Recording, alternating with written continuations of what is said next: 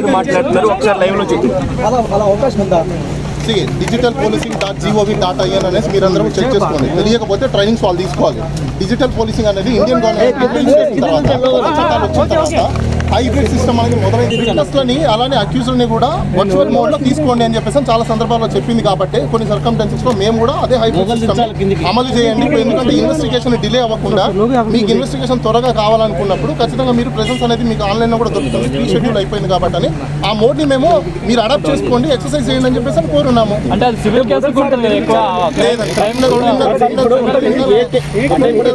కూడా అలాంటివి అలౌడ్ ఉన్నాయి.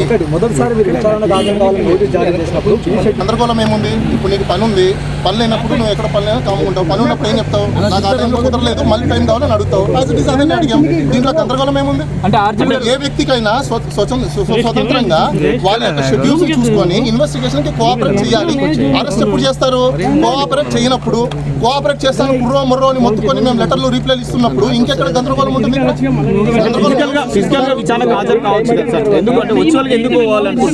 మీరందరూ మీ మీడియా అందరికీ నేను కోరేది ఒకటే, ప్రజలకు మీరు కూడా చెప్పండి.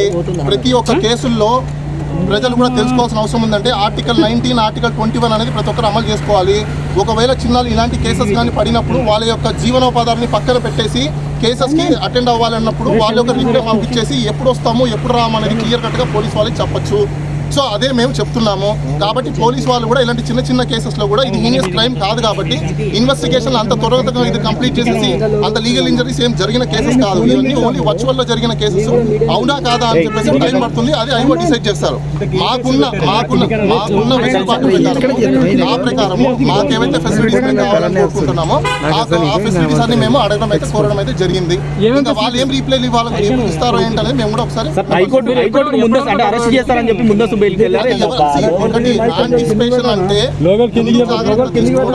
ఎవరైనా తీసుకుంటారు. కాబట్టి అదే విధంగా మేము కూడా ముందస్తు జాగ్రత్తలు మేము కూడా తీసుకుంటున్నాం. ఎందుకంటే పోలీసు వాళ్ళు ఎవరు ఇంకో విషయం, ఇప్పుడు ఇక్కడికి ఆంధ్ర పోలీసు వాళ్ళు వచ్చున్నారు. ఇది తెలంగాణ జ్యూరిస్డిక్షన్. పాస్పోర్ట్ లేకుండా అదే విధంగా లోకల్ ఇంటిమేషన్స్ లేకుండా ఏమీ లేకుండా డైరెక్ట్ గా పోలీసు ఎలా వచ్చేస్తుంది? రావడానికి లేదు. బయట మీకు క్లారిటీ ఇస్తున్నా, పోలీసు వాళ్ళు ఏ స్టేట్ లో పడితే ఆ స్టేట్ లో పర్మిషన్ లేకుండా పాస్పోర్ట్ లేకుండా రావడానికి లేదు. మీడియాలో అందరూ వేయండి. వాళ్ళకి పాస్పోర్ట్ ఇష్యూ చేయాలి. డిపార్ట్మెంట్ వాళ్ళు ఎవరైతే ఉన్నారో వాళ్ళ హెడ్స్ ఎవరైతే ఉన్నారో పాస్పోర్ట్ ఇచ్చి పంపించి లోకల్ పోలీస్ స్టేషన్ లో అక్కడ ఇంటిమేషన్ ఇచ్చి మాకు ఇంటిమేషన్ ఇవ్వాలి. అంటే ఏ కేసులో అది కొన్ని కేసెస్లో మాత్రమే ఉంటాయి. అవి హీనియస్ క్రైమ్స్. అవి ఏవి మర్డర్లు, రేపులు, అమ్మాయిలు ఎత్తుకోవడము, లేకపోతే దొమ్మిలు, దోపిడీలు ఇలాంటి జరిగిన కేసులో ఇది ఆన్లైన్ ఏదో పోస్ట్ పెట్టారని చెప్పేసి ఎవరో మనోభావాలు దెబ్బతిన్నాయని చెప్పేసి ఎవరి మీద పోస్ట్ పెడితే ఎవరో పోయి కంప్లైంట్ పెడితే ఇంకొకరి మీదకి రావడం ఏంటి? అసలు ఆ వ్యక్తి మనోభావాలు దెబ్బతిన్నాయని చెప్పేసి కంప్లైంట్ చేశారు. ఓకే, మంచిది. కంప్లైంట్ చేశారు, పోలీసులు కంప్లైంట్ కట్టారు. మమ్మల్ని అడిగారు మీరు ఇలా పోస్ట్ పెట్టారా లేదా ఏంటి చెప్పండి డీటెయిల్స్ అంటే నోటీస్ పంపించారు. ఆ నోటీస్కి రిప్లై ఇచ్చాము. దాంట్లో అంత భయపడాల్సిన అవసరం ఏముంది? దీని ప్రెజెన్స్ కావాలనుకున్నప్పుడు అంత ప్రకారము బిఎన్ఎస్ ప్రకారము ఈవెన్ సుప్రీంకోర్టు అండ్ మిగతా కోర్ట్స్ హైకోర్ట్స్ కూడా చాలా వరకు వర్చువల్ రికార్డింగ్ అనేది కామన్గా కోరుకుంటుంది. కాబట్టి ఇప్పుడు ప్రెజెన్స్ ఉన్నారనుకోండి, నేను చెప్పింది రాసుకుంటాం. దాంట్లో ఎంతవరకు నిజం ఎంతవరకు అబద్ధం అనేది కూడా వాళ్ళ కూడా తెలియవచ్చు. ఇంకా మీకు వర్చువల్ మోడ్లో అయితే రికార్డ్ చేసుకోవచ్చు, వీడియో రికార్డింగ్ ఉంటుంది, ఇంకా అథెంటిసిటీ ఉంటుంది, ఇంకా చాలా మీకు బేస్ డాక్యుమెంట్స్ లేకుండా ఈ వీడియోనే ఉంటుంది. కోర్టుకు అది కూడా సబ్మిట్ చేయించుకోవచ్చు. మేము ఇంత ఫెసిలిటీ మేము ఇస్తామన్నప్పుడు ఇంత కోఆపరేట్ చేస్తాం అనుకోండి, ఇంకా గందరగోళం లేదు ఇక్కడ. కోర్టు కూడా చెప్పింది పోలీసులకు సహకరించాలని చెప్పి కదా. కోర్టు పోలీసు వాళ్ళకి సహకరించమని చెప్తుంది. మేము సహకరించమని చెప్తామా? అంటే వాళ్ళు ఇప్పుడు ఫిజికల్గా ఉన్నప్పుడు ఏదైతే ప్రశ్నలు వేస్తారో వీడియో కాన్ఫరెన్స్ లో అవే కదా ప్రశ్నలు వేస్తారు. దానికంటే మించి ఏమైనా వేస్తారా? లేకపోతే ఇంటర్నేషనల్ నుంచి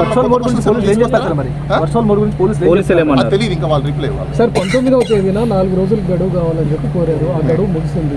ఇప్పుడు మళ్ళీ వాళ్ళు కాదు, వాళ్ళు తర్వాత సబ్సిక్వెంట్ ఇంకో నోటీస్ పంపించారు. ఆ నోటీస్లో 25th అనే డేట్ ఇచ్చారు. ఆ 25th డేట్ మాకు ఫీజిబుల్లా కాదని మేము కూడా చూసుకోవాలి. కాబట్టి మాకు ఆ 25th డేట్ ఫీజిబుల్ కాదు కాబట్టి మేము వాళ్ళకి రిప్లై నోటీస్ అనేది పంపించడం జరిగింది. ఆ నోటీస్లో మేమైతే ఈ ఫెసిలిటీస్ అని మేము కోరుకున్నాము. ఇప్పుడు ఆయన ప్రీ ఆక్యుపై షెడ్యూల్స్ ఉన్నాయి, ఆయన ప్రాజెక్ట్స్లో బిజీ ఉన్నారు.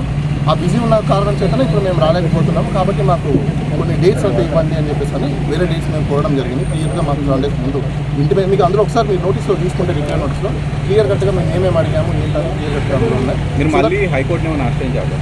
సో వాళ్ళ ఆన్సర్ ఇవ్వకుండా ఎక్కడ ఉన్నారు, ఏం చేస్తున్నారు? ఆయన బిజీగా ఉన్నారు, ప్రాజెక్ట్స్లో బిజీగా ఉన్నారు. సార్ ఇప్పుడు ఏపీ పోలీసులు తెలంగాణ పోలీసులు తీసుకుంటున్నారు. వాళ్ళు ఎవరు ఏం తీసుకున్నా ఇందులో అరెస్ట్ చేసేంత అఫెన్సెస్ కావు. దీంట్లో అరెస్ట్ చేయడానికి లేదు. ఫస్ట్ పాయింట్ వాళ్ళ ప్రొసీజర్ ఫాలో అయినా కూడా మీకు ఈవెన్ కోర్టులో ప్రొడ్యూస్ చేయాలన్నా కూడా ఎందుకు అరెస్ట్ చేస్తున్నారో అని ఆన్సర్ చెప్పాలి వాళ్ళు. ఎప్పుడు అరెస్ట్ చేస్తారు జనరల్గా మీరే చెప్పండి. కోఆపరేట్ చేయనప్పుడు, అవునా? ఒక లీగల్గా నోటీస్ పంపించినప్పుడు అది కోఆపరేట్ చేయకపోవడమా, కోఆపరేట్ చేయకుండా ఉండడమా? వాలంటరీగా మేమే ఆన్సర్ చేస్తున్నాం కదా. కోఆపరేషన్ అంటే ఏంటి? కోఆపరేషన్ అంటే ఏంటి? ప్రతిదీ మేము అందుబాటులో ఉండడము, అందుబాటులో లేకపోవడం అయితే అది నాన్ కోఆపరేషన్ అనుకోవచ్చు. When we are cooperation then very is matter of arrest. కేసుల మీద మీరు ఏం మాట్లాడారు? చాలా సింపుల్ కేసులు అండి అది. ఆన్లైన్లో ఏవో పోస్టులు పెట్టారు, ట్విట్టర్లో పోస్టులు పెట్టారు, ఫేస్బుక్లో పోస్టులు పెట్టారని చెప్పేసి అని పెట్టారు. అసలు ఏం పోస్టు ఏంటి అనేది మాకు ఓన్లీ ఇంకో విషయం నేను ప్రజలందరికీ చెప్పాలనుకుంటున్నాను కూడా, ఏదైనా నోటీస్ వచ్చినప్పుడు దానికి ఎన్క్లోజర్ కంపల్సరీగా పెట్టాలి. చాలా మంది పెట్టకుండా ఇస్తున్నారు. నోటీస్ అంటే ఓన్లీ ఒక నోటీస్ పేపర్, 1 పేపర్ ఇవ్వడం కాదు. పేపర్తో పాటు క్రైమ్ నెంబర్ ఏదైతే ఉందో, క్రైమ్కి సంబంధించిన ఎఫ్ఐఆర్ ఇవ్వాలి, కంప్లైంట్ కాపీ ఇవ్వాలి. దానికి సంబంధించినవి ఇచ్చినప్పుడు వాళ్ళు కాల్ ఫర్ నోటీస్ అడుగుతారు. ఎందుకంటే ఇప్పుడు ఒక అక్యూజ్ వస్తారు, అసలు ఏం కేసు పెట్టారు ఏంటని బేసిక్ అతనికే తెలియకుండా ఏం ఆన్సర్ చేస్తారు?